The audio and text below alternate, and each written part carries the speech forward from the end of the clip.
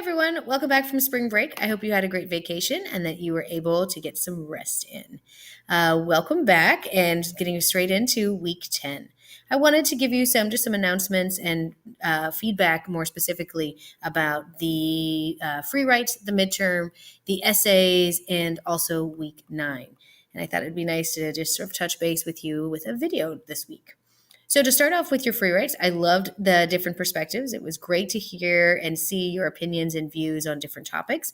Of course, I get a sense of what you think on some of the historical topics, but to get your sense on what you think about Columbus, whether or not we should have a Columbus Day, your views about the Chris Rock video, and then the governor of Virginia, that we had ideas kind of all over the place there. And it was just great to see you get more of a sense of what you individually think. So thank you so much for all of your free writes. And your thoughtful responses there. Remember that free writes should take you 5 minutes. So I just pick up my phone, set a timer for 5 minutes, and that you should write for a full 5 minutes. And that's going to help you with that showing and not just telling. Speaking of showing and not just telling, let's talk about the midterms. So first of all, when you see your midterms, that in the comment section that you'll see some numbers. Those are your scores in order of your response. So if you did 2 IDs, you'll see 2 scores out of 10, and you did an essay, then you did 2 more IDs, and then an essay. The scores correspond with the order of your midterm responses. Each essay was up to 30 points, and each ID was up to 10. Okay.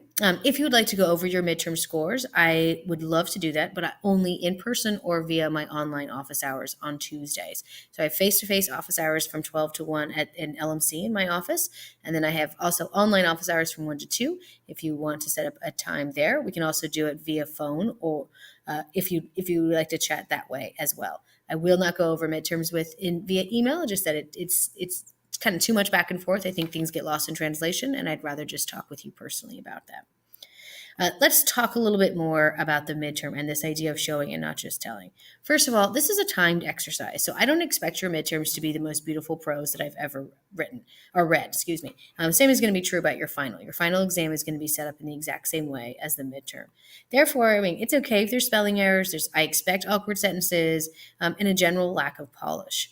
What I want, though, is to hear what you think and your thoughts about the evidence. Obviously, you could just Google Notes on the State of Virginia by Thomas Jefferson. That's not the point. That would be a silly exam for me to do that. Instead, I want to know what you think about the Notes on the State of Virginia by Thomas Jefferson. That it's much more about your ability to interpret and to analyze the evidence than to just simply tell me what Wikipedia told you about that particular idea or even the essay questions. And it was clear that some of us were, just out doing some Google searching and that we had some Wikipedia responses or those Khan Academy responses. And I really want to discourage you from doing that. I don't want you to tell me what happened. I want you to show me. And I want you to show me what you think about it. So it's not enough to just to look it up on Britannica and to tell me what the Haitian Revolution was. And furthermore, that's a violation of academic integrity, and that you need to really resist that temptation to use the internet. This is an online class. It's a take-home exam, and so it's never a good idea to cheat, to plagiarize, and so please avoid that.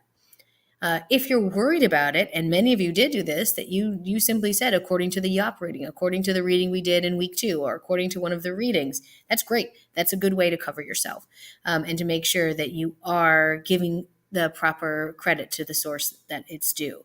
I don't require citations on the midterm or the final, but if some of you did that, and it's not a bad idea. So that if you have any concerns where you want to make sure that I'm not questioning your academic integrity, then go ahead and do that. And that's a lot to I guess not to ask, but to be worried about. But the other thing is that I give you all of the questions. I just lost the lights in here. I give you all of the questions in advance. So it's not like you're seeing those questions for the first time when you sit down at 8 a.m. or at 7 p.m. So in that respect, there's really no excuse to not sort of plan ahead. And for those of you that that ran out of time, because some of us missed an ID, for example, that you want to consider that for the final exam time. That if you were feeling stressed about time, you may want to do a better job of writing out or preparing your answers. Again, you won't know which of the essays show up or which of the ideas show up, but if you prepared many of them, there's a good chance there'll be some crossover there.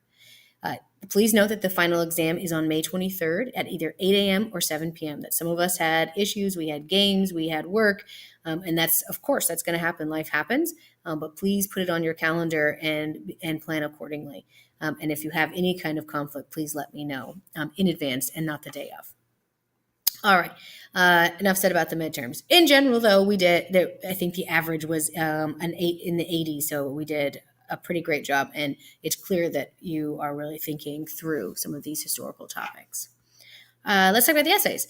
Loved your essays. Again, we're showing and not just telling in our essays. I want to make sure I'm seeing that in the midterm and well, in the future in the final exam, but a great job of that in our essays. Please think about your structure of essays, that it doesn't have to have a magic number of paragraphs, but you want to be thoughtful about how one paragraph leads to the next paragraph and so on. Also be thoughtful about how long your paragraphs are. I mean, I get it. I'm a history nerd. Like, you would think that if I saw this super long paragraph, that would not intimidate me. But even if I'm interested in the material, I can't retrain my brain to not feel overwhelmed by a long paragraph. So for many of us, I gave you the advice to consider breaking up your discussion. That just because you're talking about women and their contributions to the revolution doesn't mean it has to be one gigantic paragraph. It could be 3 smaller paragraphs. Think about when you're reading articles or reading something even in the news, that they purposely break up paragraphs because our brain just reacts differently when we see something that's more concise. So just keep that in mind. I definitely think we need to work on embedding our quotes. A quote should never be its own sentence. Instead, you can do something as simple as according to historians or according to the Yop authors, comma, and then your quote. But again, a quote should never be its own sentence. If you have other questions about your reading, a couple of you came into my office hours and we went over rough drafts together. That's always an option in addition to peer review. I gave each of you comments directly on your paper, so you need to click in on the essay number 1 assignment. I'm not just looking at the grade. It's because I didn't give all of you an overall comment. You need to click into the assignment so that you can see all of my comments in blue on the actual text. Okay. Lastly, discussion for week 9. Again, great. Love your good use of evidence and showing, not just telling. Just don't forget to do that with our final exam. I think that's it. Again, welcome back, and I hope you have a great week 10.